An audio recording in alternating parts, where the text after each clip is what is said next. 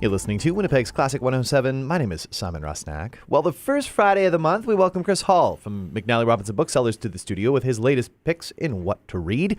However, given that tomorrow is Good Friday, a statutory holiday, we've welcomed him in a day early. Thanks for joining me, Chris. Good morning, Simon. Well, any day is a good day to have you in studio with your picks, and looking forward to hearing more about this month's selections. Where are we starting things off this month? We are going to Korea with a novel. It's called Greek Lessons. It's by Han Gong.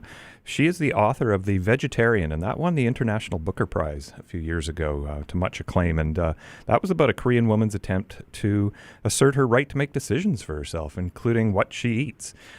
She followed that up with a novel called Human Acts, and that was about the Korean government's the violent crackdown on a demonstration. So this new one is again back to an individual woman. She takes Greek lessons in Seoul, and she finds herself suddenly unable to speak. And her teacher finds himself drawn to this young woman. And with every passing day, he is losing his sight. She's recovering from losing both her mother and custody battle for her 9-year-old. And he's feeling lost because he grew up both in Germany and Korea. So he's feeling lost in both. And he's also fearful, of course, of losing his independence due to his eyesight. So it's just a beautifully told story. One of those novels I like to describe as slowing me down. And it's just about vulnerability. You can have the right to assert yourself and make your own decisions, but what happens if things beyond your control just force you into a situation? So it's a tale of vulnerability, I would say. Vulnerability, like you say, slowing you down. And I mean, just listening to that, it sounds like almost a sort of devastating story too, in the sense of like the crushing sense, not necessarily, the tragic one, but you know what I mean? Yeah, it is. Yeah, it gets right into the details of life too, the feelings of these people, the moments that they are, plot isn't rolling along. It's really about the minutiae, which is, I think, partly why it slows you down. Also want to give a special shout out to the translation. We've talked about this before. The art that is translation, Deborah Smith and Emily A. Wan. So yes, certainly want to watch Greek Lessons. Yeah, exactly. From one Booker winner, as you mentioned, to a Booker long-listed author, the latest from Sophie McIntosh. Yeah, it's probably time for me to confess about how important the Booker is to me. I always find it a very impressive way to find books. But yes, this one is called Cursed Bread, Sophie McIntosh. She wrote The Water Cure, which I had as a what to read a number of years ago now. Here she tells the story of Elodie, who is the baker's wife in 1950s French village, a plain woman who is largely ignored by her husband and her neighbors, and yet she yearns to be someone remarkable. And when a charismatic new couple arrive in town, the man is an ambassador, and she tries to become part of their life, insinuates herself a little bit, stalks them, invites herself into their home, overhears or eavesdrops on conversations. And the novel really gets going when a number of mysterious things start to happen.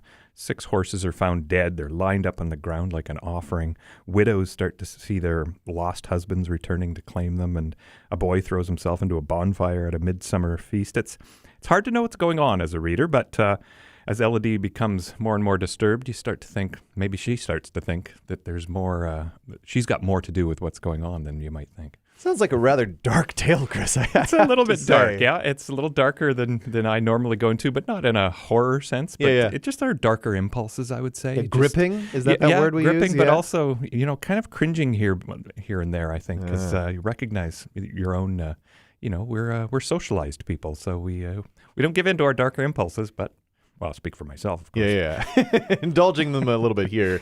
So on the topic of fright, at least for some, mathematics might be a rather frightening thing to be talking about. Though this next selection might have literary lovers embracing their inner undiscovered math whizzes. Is that right? Absolutely. Like me, for example. I think it's obvious by now that I am fascinated by literature and mathematics. So here's a book called Once Upon a Prime. It's the wondrous connections between mathematics and literature.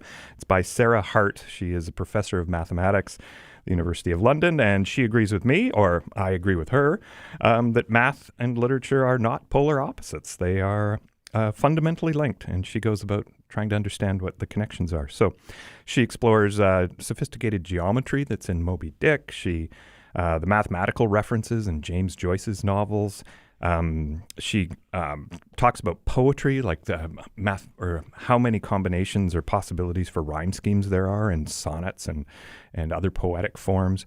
Anytime you get into patterns, you can go towards mathematics. And she reminds us of the complicated mathematical progression that forms the structure of Eleanor Caton's GG-winning novel, The Luminaries. We spoke about Eleanor Caton's recent book last time, and I'd forgotten that the Luminaries had that structure to it. So, yeah, math and literature. It turns out they're fascinated by the same quest. They're trying to understand life and how we fit in. So, yeah, a book made for me. Yeah, I was going to say, that sounds like one of, if there's a sort of Chris Hall typical recommendation, it sounds like one of these. I mean, it also sounds like one of those that's really going to break down those barriers, right, and make it accessible. That's the thing that we always come back to with these things, is they're not textbooks, right? No, and I should emphasize how fun she makes it. She's got a great sense of humor. This is not about, there are no calculations to be made, no tests. It's just, it's just fun. That makes me feel better too. So one to add to my list as well. Who knew? The bookcase growing thanks to math. Yeah, thanks to math. Next selection. Where are we off to next, Chris? Well, this one is called The Secret Life of the City, How Nature Thrives in the Urban Wild, and it's by Hanna Bjorgas. And I've found myself drawn to books like this before, those that explore or make us realize maybe that nature isn't just out there beyond the city limits, that it's actually right outside our windows, along our walks. And so Bjorgas is a biologist in Norway, and the spark of insight for this book came when she spots a fairy cup lichen in Antarctica and recognizes it from her own backyard in Oslo. And so she returns home and she starts a journey through that backyard, as well as parks, cemeteries, concrete rooftops. And she tells the stories of life, like songbirds, ants, seagulls, fungi, linden trees, and how they survive and thrive in an urban environment. And a couple of insights that I didn't realize, I guess, was that urban and nature offers a unique mix of species that otherwise have never lived together before. So that's interesting. But also that some of them, like gulls, for example, are abandoning their natural habitat, and they are becoming city dwellers. A bit like, it reminds me, that's the human story, right? We've all moved to cities, and so seagulls. So I wondered that gulls are in the parking lot. Can we call them seagulls? And, it's true. Are they parking gulls? That's How right, does it change? Exactly. And so things are changing more than I thought. Another aspect of the book that I really liked, she's from Norway, as I say, and a lot of her references go to Norse mythology and culture. And I found that just a little bit of unfamiliarity kept things really interesting. Yeah, that idea of exploring your own backyard, whether that backyard's in Norway or if it's here in Winnipeg. I mean, there is so much to explore, and really kind of drawing our attention that way. One of those books that just kind of makes you wonder, makes you curious, which I think is what a great book does, right? I think so, yeah. Now, one more selection. What is this last one? Well, this is back to serious territory. The Between Good and Evil, the Stolen Girls of Boko Haram. It's by Melissa Fung, and it's a challenging topic to read. Seems really important to know and to understand this story. Melissa Fung, to remind everyone, she's the Canadian journalist who was taken hostage herself by the Taliban in Afghanistan. She told of that experience in her book Under an Afghan Sky.